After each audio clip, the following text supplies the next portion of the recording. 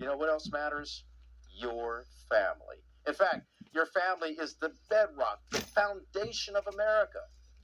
But I know you're often sick and tired of hearing about the responsibilities of the family when you're beset with bills and the negative things happening around the world and its impact on you and your family. Well, tonight, my guests are two men who feel your pain and understand your plight as the head of the family or as a child in the family, and they are boldly and courageously challenging all of us to stand up for our families. I met with Ryan Bomberger and Abraham Hamilton III during my visit to the National Religious Broadcasters Convention held recently in Nashville. And as you will see, both gentlemen love God, love this country, and are dedicated to providing hope for the family. Let's get started with Ryan Bomberger, founder of the Radiance Foundation. I want to introduce to you someone that you will love knowing. His name is Ryan Bomberger. Good of you to join us this hour on America's Hope. Look, you're an Emmy Award-winning writer, producer, content creator. You don't accomplish that easily, but I sense because of the message that you have, awards are one thing, titles are another thing, but I lay my trophies down for glorifying God in my life. Yes, 100%. Let's start right there. Well, you have to kind of go back to the beginning. My family, I grew up in Lancaster County, Pennsylvania, and I grew up in your not-so-typical American family of 15. Two parents who love the Lord, and when you love the Lord, the natural outflow of that is loving people. And they had three original Bombergers. I call them the homemade ones. And then they adopted 10. So I was the first of 10 adopted in this family of 15. And so having been adopted and loved, and not only just adopted and loved, but I was conceived and raped. So from the start, I had this great appreciation for a God who rescues and redeems. And so having parents who poured all kinds of love into us and helped unleash our purpose, it's hard for me not to want to focus on showing the love of God, the incredible creativity of God. And so that's what my wife and I, Bethany, do through our foundation called the Radiance Foundation. And you know, you're talking about the radiance, and what radiates from you is this light of love for people. You have a sense of humor about you, and warm, and you grew up in an area that, for many people who don't know, is Amish country. Yes. I've been to Lancaster. I love it. I love the idyllic lifestyle that people have lived there. Right. Yet, like the rest of the world, they have been exposed to tragedy through terror attacks inflicted upon them, many years ago, and that community came together. Right. So let's expand upon that, because we have a lot of people being exposed to all kinds of violence and mayhem. How do you help people understand that through it all, we still have the ability to stand together as Americans? Yes. And you know, there's a lot of violence in this country. It's sadly because we don't see each other as being made in the image of God.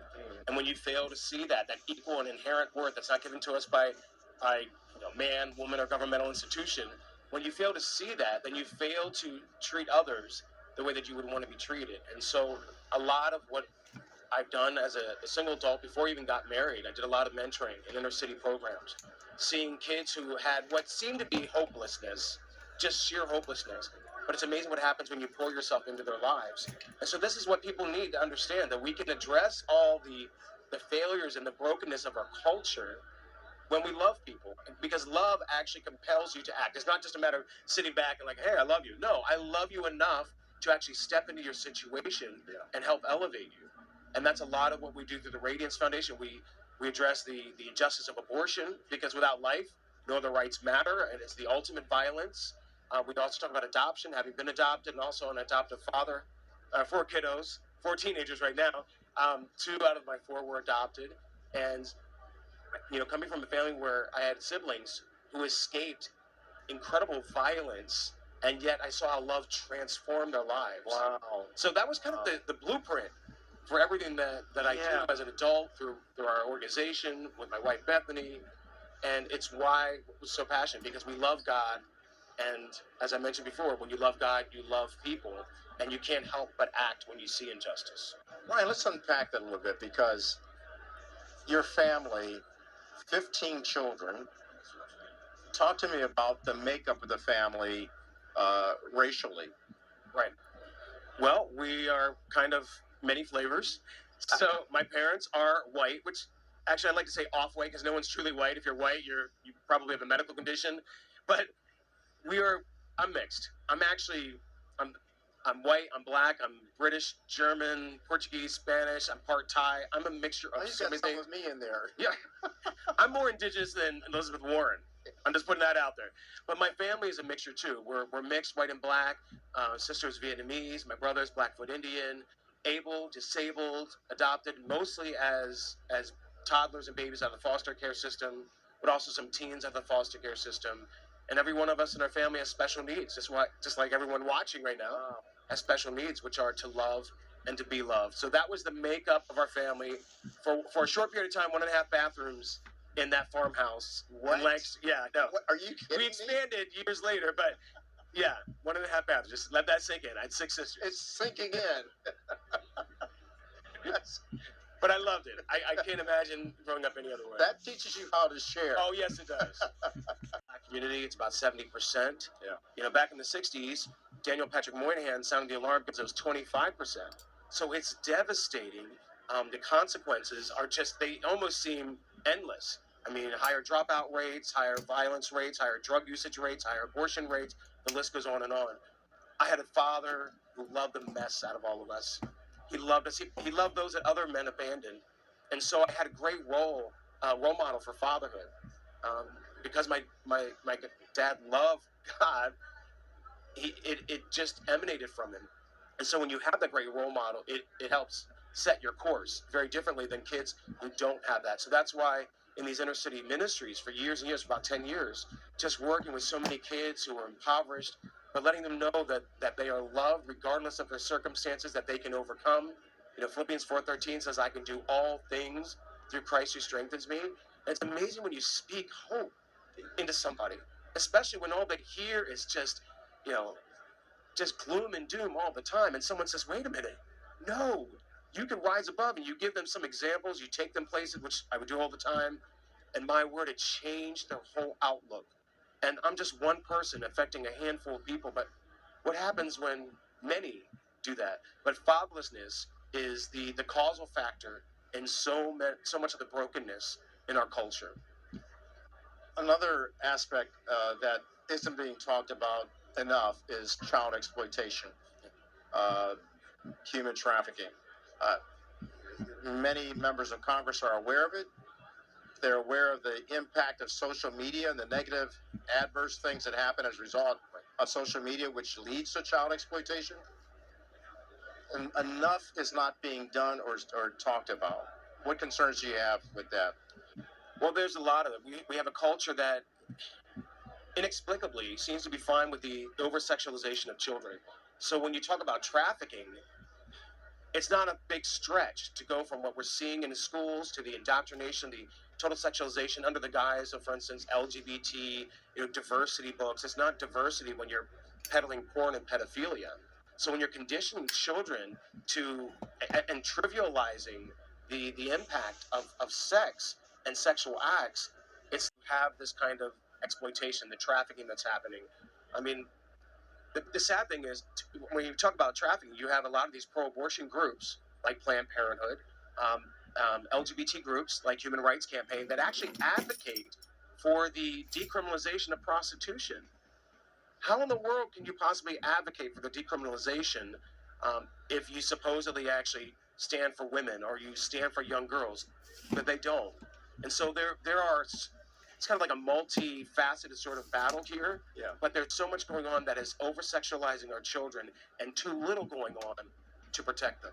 And the one thing that I would say is that caring and concerned people should not be afraid to expose that element in the media in order to bring some correction, some healing. Right. And even I remember talking to several victims of child exploitation or human trafficking. And the one thing they said is that when predators or offenders become ex-predators and ex-offenders, they should be involved in how to pinpoint what we can do to bring about a solution. Right. Do you agree with that? Well, I do agree because they understand how you condition someone to be okay with that. And quite honestly, living in Loudoun County, we're seeing it happen in our public schools. Yeah. That's actually part of the reason why my wife Bethany and I wrote our books, He is He and She is She, to talk about the simple biological fact that we know who we are from day one, from the point of fertilization. And in that, and understanding that these children are not to be, the testing ground for someone's emotional or sexual affirmation, but yet that's what's happening. And people, we see the drag queen story hours, we see a lot of the indoctrination that's happening, sexuality that's not age appropriate whatsoever, Right. from kindergarten on. So when we talk about child trafficking and the sex trafficking that's going on, it makes us less credible when we're not concerned about the exploitation that's happening with taxpayer dollars. I'm just a huge proponent of protecting, as a father of four, of protecting children, not just my own children, but I care about other children. And we all should care. We should all care when any child, in any way, shape, or form, is sexually exploited. Being adopted from the foster care system, I've had several siblings who were sexually abused. The craziness is pretending that abuse doesn't mean anything. And what things happening internationally, but at the exact same time, I'm encouraged because I know, for example, scripture like Acts chapter 17, that it is God who's determined beforehand the boundaries of our habitation and the time that we live in, for the express purposes that we should seek Him in the face of it. And so I view myself as having the opportunity in the generation that God has planted me in to run towards faithfulness the same way really ancestors of my Christian faith have run in their day. So on the one hand, I'm excited and hope-filled because of having the privilege of being in this time in the midst of the appearance of darkness. And I say the appearance because I often say that darkness really is not an affirmative force. It merely reoccupies a space that is vacated by the light. So all that really is necessary in order to deal with darkness is turn the light on. And we know this intuitively because no one goes home at the end of a long day and say, hey, honey, would you turn the darkness off?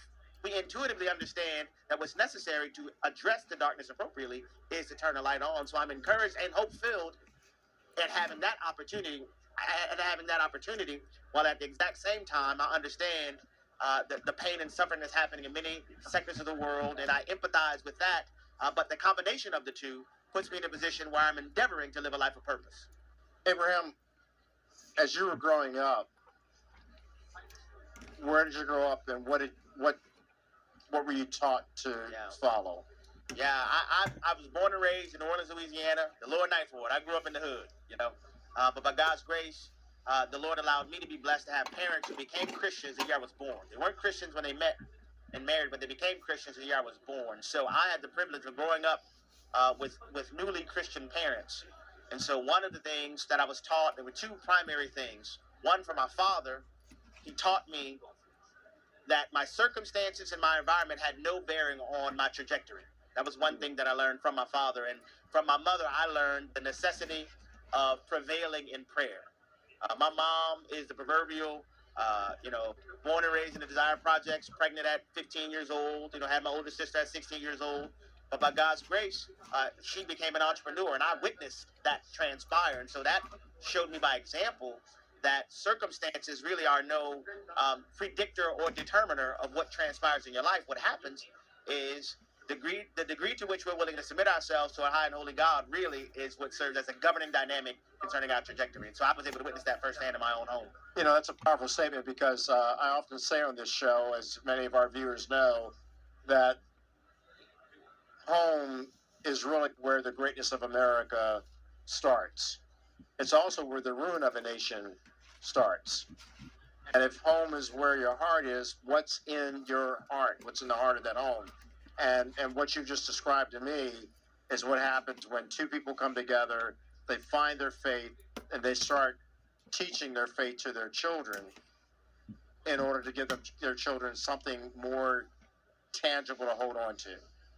Yeah, a scientific standpoint, secondarily first from a biblical standpoint, then from a scientific standpoint, we have physicians that explain what is vaginoplasty, how does it happen, what actually transpires, and then thirdly, testimonies of people who would be described now as detransitioners, that, it's not only one phenomenon. It's sad in our day the very same people who would say gender is fluid will also vehemently object to a person who said, well, I thought this way before, but now I have a different opinion about it. I realized I was never, if it was a little girl professing to be a boy, I realized I was never a boy.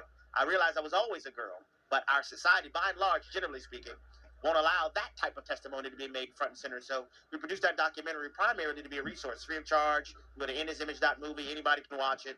To be a resource for the country at large, as well as for the body of Christ, to answer some of these pertinent questions. Now, when you look at the landscape of what's happening in this, we're in a political season, as you know, the presidential campaign.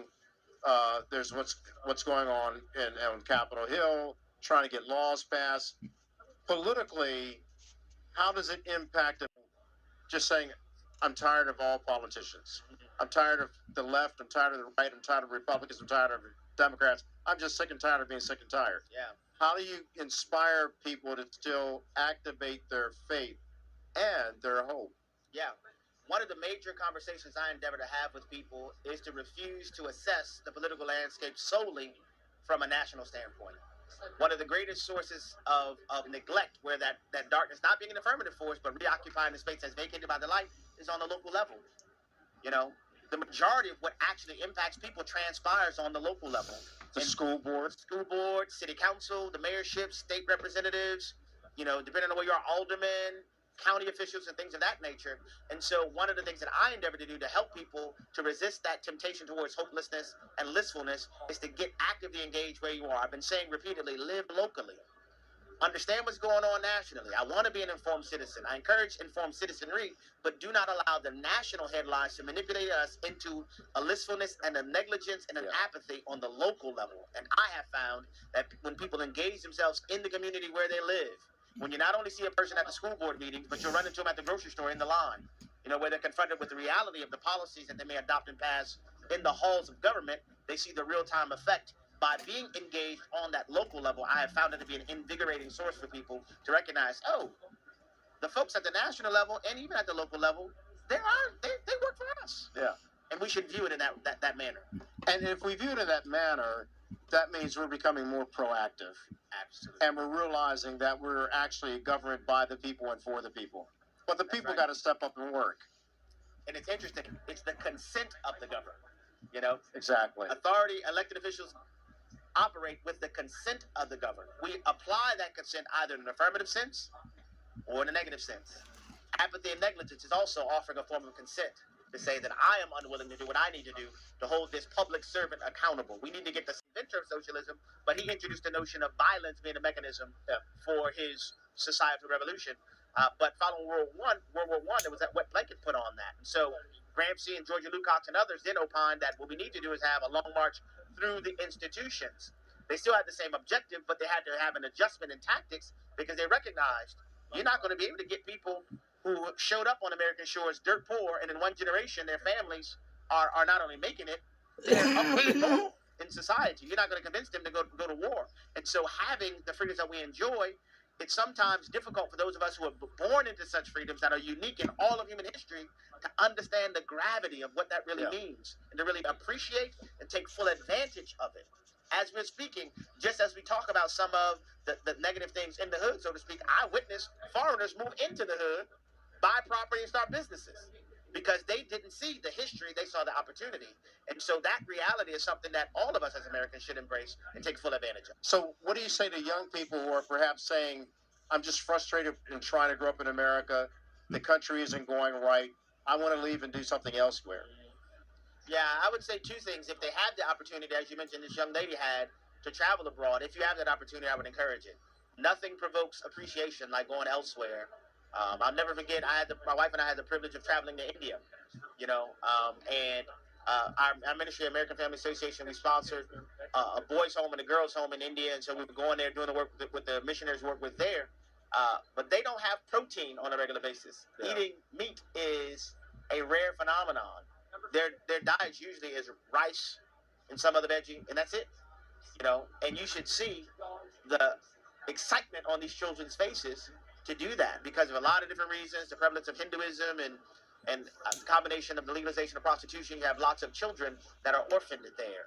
Well, the prevalence of Hinduism, local Indians feel that if they actually aid an orphan, they're inviting bad karma onto themselves. And so it's like an open secret within the nation, but the nation doesn't want it exposed to the world that they have this prevalence of orphans. The only people who help the orphans are the Christians.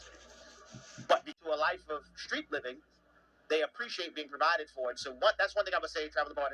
In addition to that, I would encourage pursuing different sources of information, not being siloed to where all you know comes from the same sources, but investigate issues from multiple perspectives, and then assess what is true. Because unfortunately, with the rank polarization that we enjoy, dissemination of information, unfortunately, in our nation, but developing a broader scope and breadth of informational sources will allow us as individuals, including our young people, our young citizens, to have a different approach to see, wait a minute, there's more than one way and more than one perspective on this issue, and it would have a more broadened and deepened view that, by God's grace, will enable them to see not just myopically, but from that broad perspective. That's so good, because when you look at the landscape of what's happening in our country, we are divided.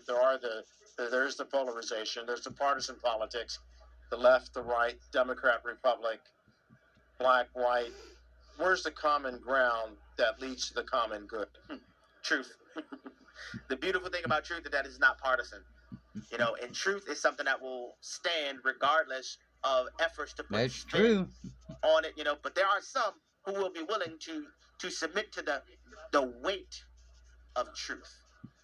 And I think that's the way you go forward in the face of this polarization and division. That's awesome. I got another question, and that is about fatherlessness in America.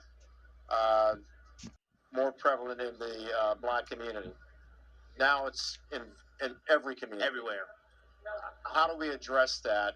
How do we challenge men and women to respect fatherhood, even those couples that are divorced? How do we help them understand the need to still have fathers present? Yeah, and in this prevalence of father absence are the downstream consequences, really, of the sexual revolution of the 60s and 70s, you know. God has given us these natural inclinations and drives, for example, as me as a man, to move me towards a selfless orientation. You know, my commitment to my wife and her bearing my children moves me to where I recognize, oh, I'm living for more than just me. I'm living for her and them. Yeah. You know, but the loosening of the familial bonds and the binding agent that physical intimacy is supposed to be between a husband and a wife has been eroded to such a degree that what has to occur is we take an accurate and honest and objective assessment of the carnage that our societies have become. Even those who may not be oriented towards Christianity and faith, in the mental health profession, for example, whenever any issue is presented, what is one of the first questions? Tell me about your relationship with your father. Because even they recognize the outsized impact that fathers have on people, not just children, on adults. Some walk around this exhibit hall that are still careening or being benefited by what they received or did not receive from their fathers. And so when we take an objective assessment of the carnage that exists, we have to be honest about it and begin to recognize, wait a minute, there is a reality of self-centeredness, not just selfishness, provoked a lot of the carnage that we see that would cause us, you know, as the scripture says, to reapproach the wives of our youth, to recognize that no matter what has transpired, this little child is innocent. And they deserve the presence of both a father and a mother in their lives. And with that recognition, as outsized as the carnage has become, it can be reversed. And I don't think it will take more than a generation if we're intentional about it. Absolutely, we're intentional about it. That being said, final question, what is your hope for America?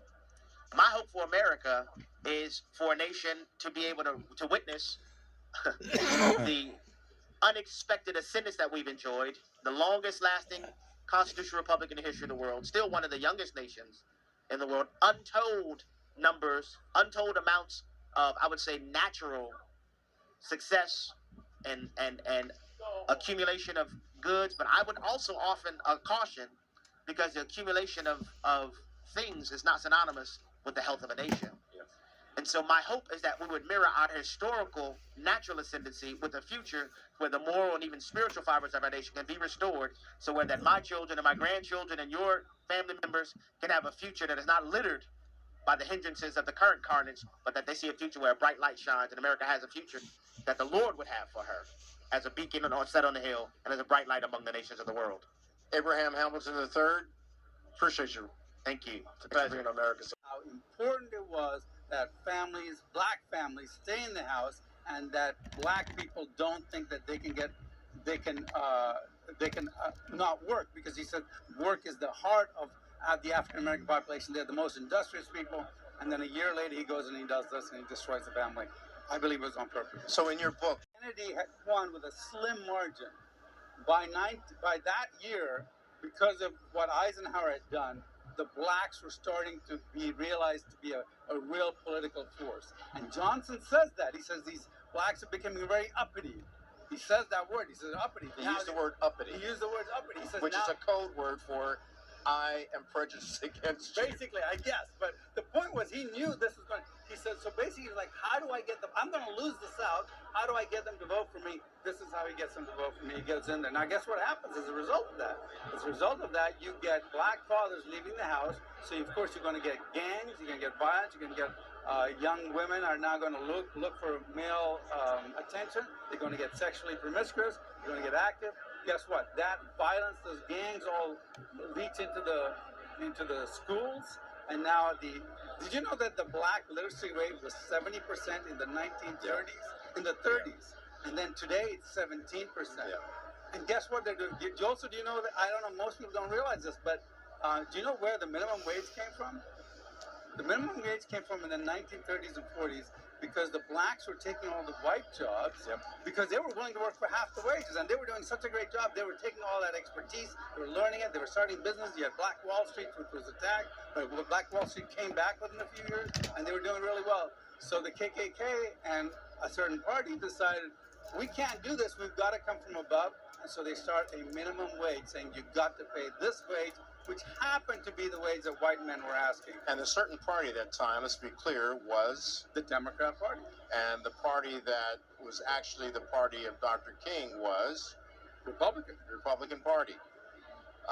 In fact, and that was the problem that Johnson had. No self-respecting black would ever vote for the Democrats, because the Democrats were the party of slavery. And so he had to change that. And so once he got all this in, the minimum wage, let me finish that. So now they want the minimum wage of $15 an hour, but kids are coming out, they can't read, they can't write, they can't do any They're not prepared for the jobs.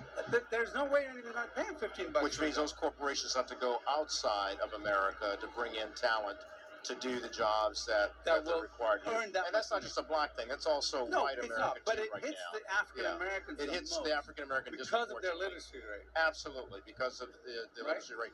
And you talked about abortion, and abortion in the black community is tantamount to genocide. Yeah, because At least that's what it's a racial genocide, and you know who coined that term? Jesse Jackson. In the 1980s, he came up with the term. It's a racial genocide. So let me explain. referring to Black abortion, specific to black abortion. So here's why it is the case. There are 44 million African Americans today. There would have been 64 million. 20 million, that's almost 50% of all African Americans have been killed before they could exit the womb. Not they haven't been born, they were conceived and then were killed in the womb and then birthed in pieces, right? So this is a genocide any way you look at it. And it's all targeted by abortion, and 80% of all Planned Parenthoods that are funded by government money are in black neighborhoods or within walking distance. So Neil, look, bottom line is we can look to the left, we can look to the right, we can say it's Democrats, we can say Republicans. Isn't it really all about us? Well, How we have failed each other, especially coming from church leadership, Yes, that's and then why. of course in the home. Which is what, well, I think primarily church leaders. That's why I wrote my book. And so I escaped from California to Idaho a few years ago. Really just, I was blacklisted in California. I usually heard I escaped from California to Texas. You went to Idaho. I went to Idaho. Well, see, the problem, I wanted someplace that wasn't too hot and didn't have too many bugs, right? Or wasn't too humid and didn't have too many bugs.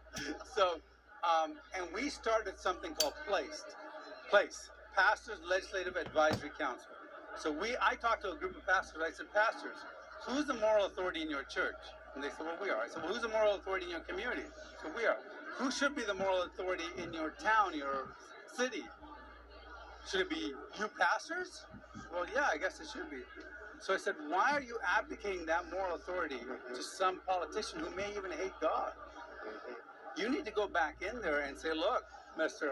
Politician, God has given us this moral authority. We're going to exercise it. If you don't do what God commands, not our rules, but God's rules, we're going to start working against you. And last year we had pastors sending people door to door with voter guides saying, we believe this is, we're not saying who to vote for, but we're saying this person has a godly voting record, this person doesn't have a godly record.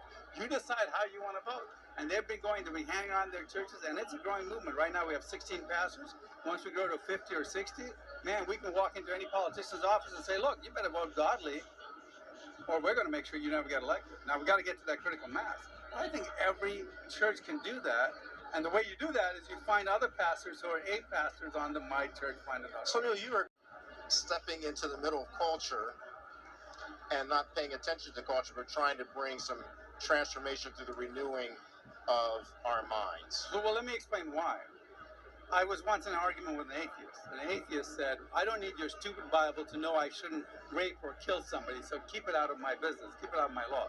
I said, you might not need my quote-unquote stupid Bible to know that rape or kill is wrong, because society will stop you from doing that. But you do need my stupid Bible to know that gladiatorial combat is wrong, to know that child prostitution is wrong, to know that slavery is wrong, to know that racism is wrong, to know that killing widows after their husbands die on a funeral pyre is wrong. You need to know that to stop killing twins superstitiously. You need to know. He goes, why? I said, he said, I already know that. He says, yes. Where did it come from? It came from pastors who got involved with politics and changed the law. That's the only reason why we know gladiatorial combat is bad. That's the only reason we know slavery is wrong. It's the only reason we know racism is wrong. Because a pastor got involved and their church got involved and changed the law of their nation. We've been changing the culture right from the beginning, and we stopped changing the culture, and that's why it's going back to its pagan roots. Getting back to your point that many pastors have abdicated their responsibility. Absolutely. We were talking about fathers. We were talking about the welfare state. I want to come back to that issue because one of the most important issues in our country right now, and none of the candidates are really talking about it in America. Yeah. It's disproportionate in the Black community, but it's also the Latino, Hispanic community. It's also the white community. Yeah. There is a problem in America when you don't have a father being able to be at home to partner with his wife, or if they're divorced or separated, even to co-parent. Yeah. What is that there's going to do to our country if we don't correct that? So there's a bunch of things that it's going to destroy a country, right? In fact, we know it's going to destroy a country because it's destroyed certain population groups, right? So we have a couple of things that need to be done. One, the divorce laws are expressly against fathers. Right? Fathers are assumed to be the villain, they're assumed to be kicked out, and it's just designed to hurt the fathers. And there's a whole bunch of laws. In fact, there's a group of men that I work with and talk to that are focused on fixing those laws. The second thing is the welfare laws. The welfare laws reward you if there's no father in the home. What if we turn that around? Now, we don't think government should be involved in welfare, but we're so ingrained, it's going to take us decades to get out of that. So we have to gradually get out of that. But while we're getting out of that, what if we passed a law, and this is something we've been pushing, that said, if there's a father who's genetically related to those children, and he stays with the family, you get more money. Let's flip that around. Instead of getting less money, you actually get more money if the father isn't. All of a sudden, you're going to see a lot of families reunited because they can now afford to stay together. You're starting to see all this promotion, being married and having families be so high that it's like, oh, well, I don't want to get divorced. Look at the tax rates I lose, kind of thing. Government has always influenced culture through laws. In fact, Christians though, you can't change hearts with laws. Yes, you can. Look at slavery, look at racism, look at that atheist who even he thinks slavery is wrong. Why? And he wasn't even black, it was some white guy, right? Why? Because the Christians changed the law. And so if we start changing the laws, we can start changing hearts. Now I'm not talking about salvation. I'm talking about, You're talking about basic laws that we govern ourselves by. Exactly. So let me ask you, what's your background? I was born in Ghana, in Africa. Grew up in Ethiopia, Yemen, Sudan, Jamaica. My father was a Marxist and an atheist until I was 5. My extended family has many famous Marxists and atheists, so grew up in that culture. My dad became a Christian when I was 5, and I asked myself, why am I a Christian? And so I started studying apologetics and convinced myself that Christianity is the only religion that has the scientific, philosophical, archaeological, historical, and logical solid background. So I started a ministry called NoBlindFaith.com. NoBlindFaith.com. So that's one of my, and then I'm an engineer. I have multiple degrees in electrical engineering, solid state physics, computer engineering. First of all, when the Big Bang happened, three things happened. Matter, time, and energy came into existence. And if you look at the equations, you can't have matter without time. You can't have time without energy. You can't have energy without matter. All three tied together. So whatever created the universe, matter, time, and energy, is not composed of matter, does not need time, so it's outside of time, and does not need energy. Not composed of matter, we call that supernatural. Does not need energy, we call that what? All powerful, right? Omnipotent. Omnipotent. And does not Omnipotent. Yeah. omnipotent, right? Yeah. And so matter, time, and that's this. Yes. Now, Yes. from that, I proved that the Bible is accurate, and then I can prove the Christian God is wrong. What is going on with the nexus between African nations and China? Now, I know Ghana has resisted that. Yeah, but Kenya has resisted that. And some of South Africa has resisted that. there's a lot of this. But there's a lot. Uganda has fallen into a bunch of mess. So what's happening is what they've done is they come in and they say, look, we'll make you a loan and you can build this airport or whatever. And then, of course, they can't pay back the loan because of corruption and whatever else, and it's not designed. And then they say, well, now we own this facility, or we own this mining operation, or we own this. And they're just taking it over slowly by surely. And sadly, the big corporations are behind that because they're also gaining, because China is making good deals with all these other people. So I think it's very dangerous, and it's going to enslave the population of Africa. Not only that, why should we be concerned about it from a geopolitical standpoint in the United States? Well, think about it. If China now has all these cheap resources that they can, rather than compete with us fairly, they're going to compete with quote-unquote slave labor or low labor or cheap labor. I think it's going to hurt us in not only financially, economically, but it's going to hurt us in the long term, politically, in the sense of power. And now, what happens when the United States and a few European countries are the only standoffs against Brazil, China, Russia, all these other countries? It's not going to be a pretty picture. It's not a pretty picture. Not and I haven't even gotten into the military. Yeah. I mean, I think America is safe because they're going to attack America with. I shouldn't say America is safe from attack from without because they are currently attacking America from within by destroying America through Marxism and socialism and all that. Neil, this has been a fascinating conversation. What's your hope for America? I believe that if the churches get involved, we can win this battle. Let's put it this way: I know who wins in the end. Right? I read the end of the book. I know who wins in the end. A whole lot of people get beat up, and we win in the end. I understand that. But between here and now, I have kids and grandkids coming, right? I want them to know the America that I knew as an immigrant here in this country. I want them to have this amazing view of America that I had when I came here and was fulfilled. And yet, if we keep this on, as Ronald Reagan said, history will see with the most astonishment that those with the most to lose did the least to prevent attack. Thank you.